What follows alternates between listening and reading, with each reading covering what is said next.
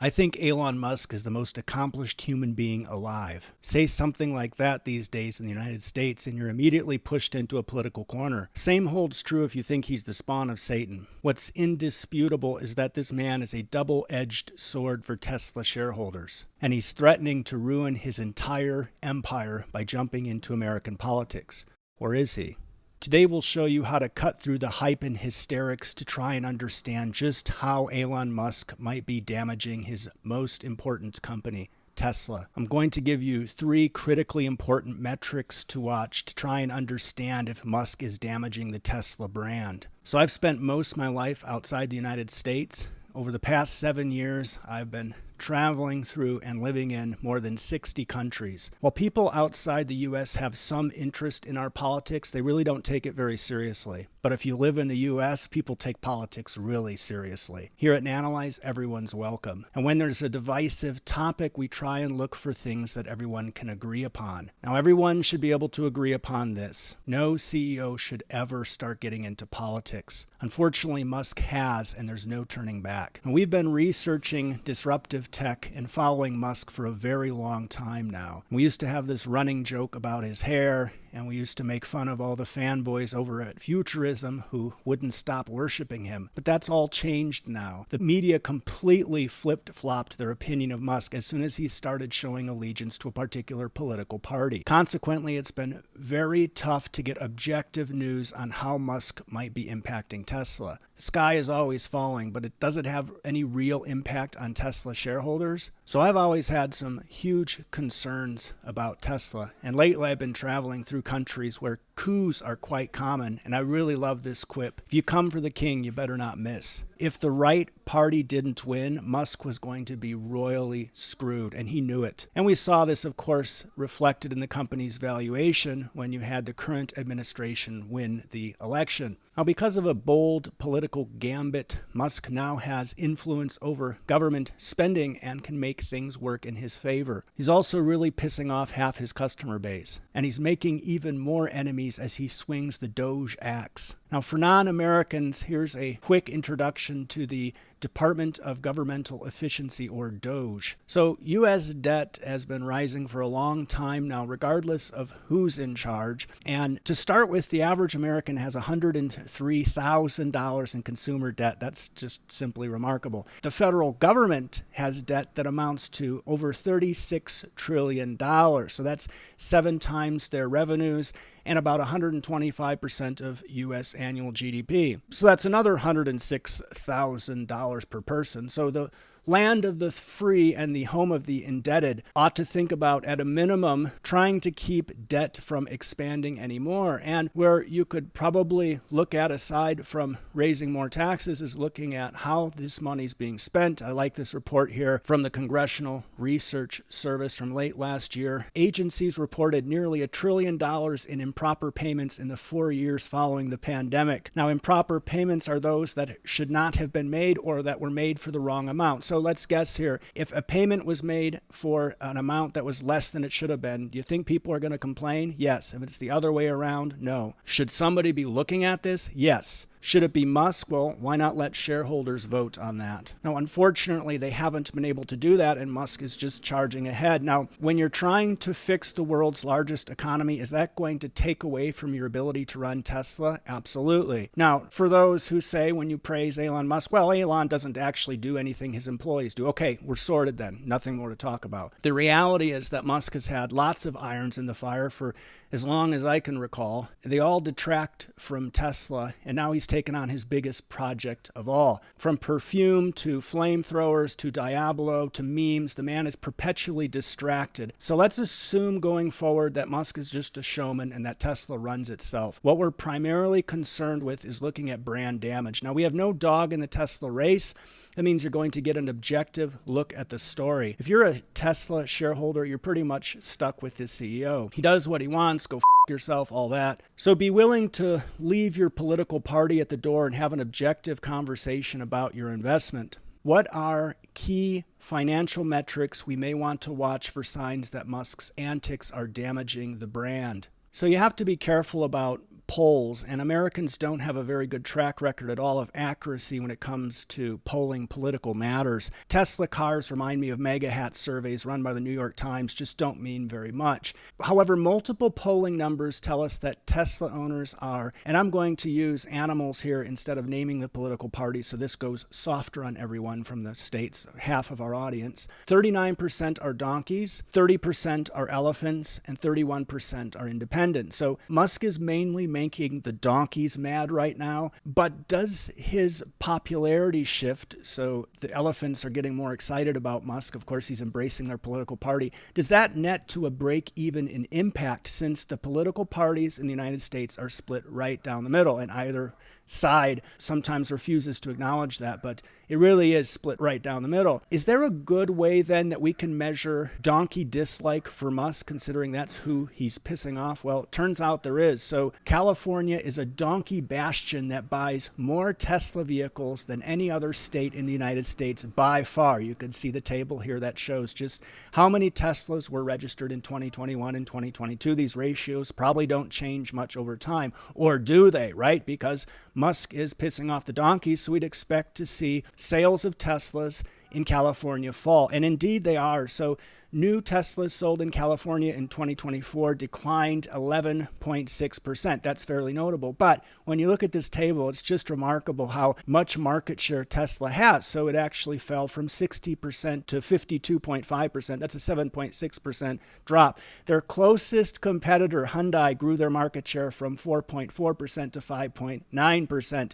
Now, this was the fifth consecutive quarterly registration decline for Teslas in California. So you may want to watch this closely, but always put this into context when it comes to the bigger picture. So this 26,789 unit decline represents 1.5% of all Teslas sold in 2024. Now, California accounted for 11% of all Teslas sold in 2024, and this is rather surprising. I thought the United States accounted for just 35% of all Teslas sold in 2024. China actually beat the United States at 37% of all Teslas sold in 2024. That year, China sales were up 8.8%.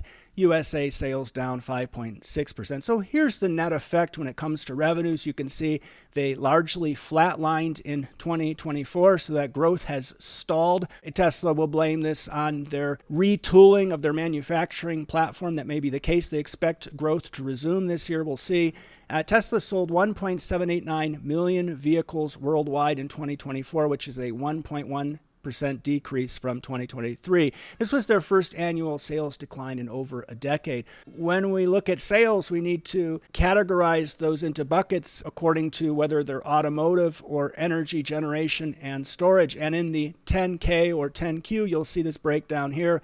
Autos percent of total has been declining, but still sits at around 90%. I'm going to put some more color around that in a second. Auto gross margins, this is perhaps more of a concern. Look at how those are dropping. I'm going to tell you why I think that is. Energy gross margins, on the other hand, showing real strength as their energy segment grows. Musk often points to this, the idea being that these will help lift up total gross margins for the company. Gross margins being, of course, a key indicator of profitability. Now, when you look in their investor decks, this table is much more informative. Pay attention to this. So it shows total automotive revenues, energy generation and storage revenues, and then this bucket called services and other. So pay attention to that, because this is where I would expect some of his other forays into humanoids or robotaxis revenues will start to show there, or maybe not. Check this out. So Tesla expects automotive revenues to return to growth this year, right? I said that. So hold them to that. That's important. But they said here something interesting. I'll read it verbatim.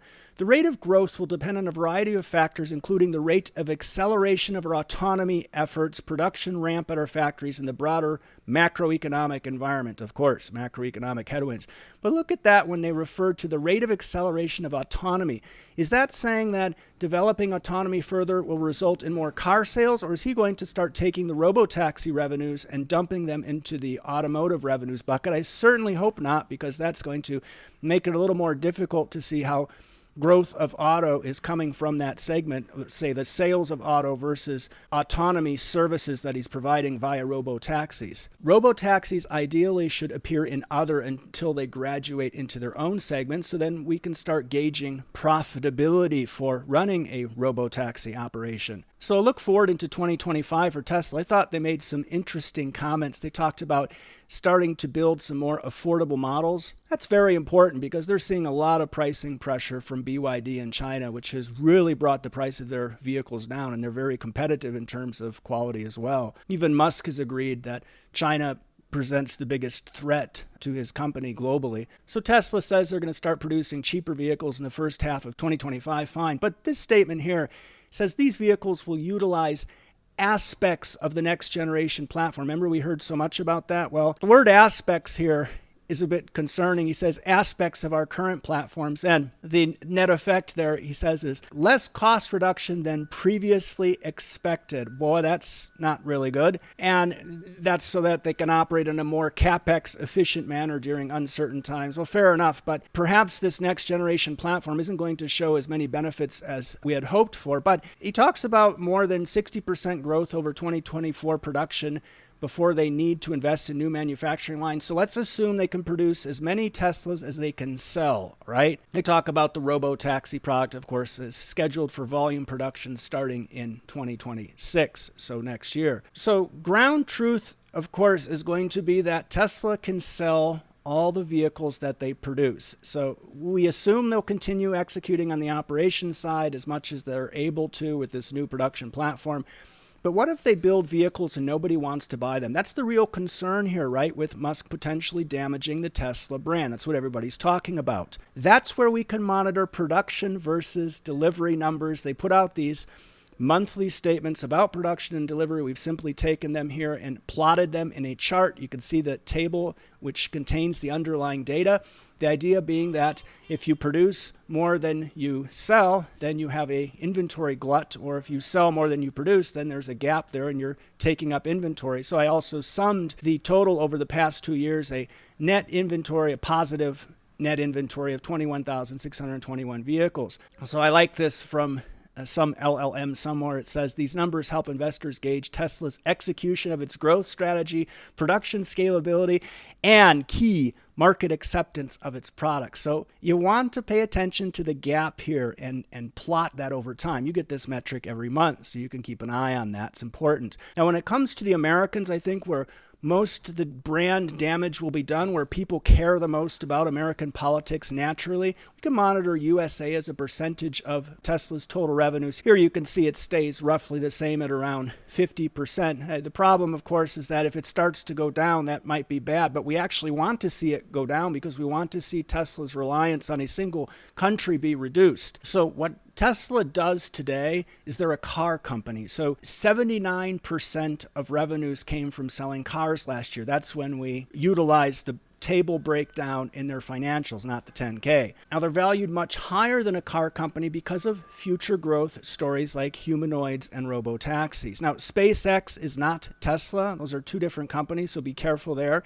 But Starlink usage, that might be a proxy for people's willingness to avoid an amazing product for political reasons. I'll tell you it's amazing because you wouldn't be seeing a lot of these videos without a Starlink. So we can look to how the T-Mobile direct-to-consumer campaign will go. If you watch the Americans playing football in their big climactic event, the Super Bowl, you would have seen that advertised. What we need to do is wait for the ground truth, which is always numbers, number of subscribers, revenues, things like that, concrete financial metrics that can't be fudged or sugar-coated. That's because few can be trusted to give us an objective perspective on this. The U.S. media, frankly, is an absolute mess. And of course, the horse's mouth only has so much value. So metrics to watch here. Ignore whatever the media is ranting and raving about every day. Watch these three metrics for evidence of brand damage. So first of all, California sales numbers. I think these will have high visibility. You shouldn't have to go searching very far for them. Watch overall USA revenues as a percentage of Tesla's total revenues and also plot those over time. And then watch production versus deliveries every month. And if you pay attention to all these metrics, I think you have a good handle on whether Musk's damaging the Tesla brand or not.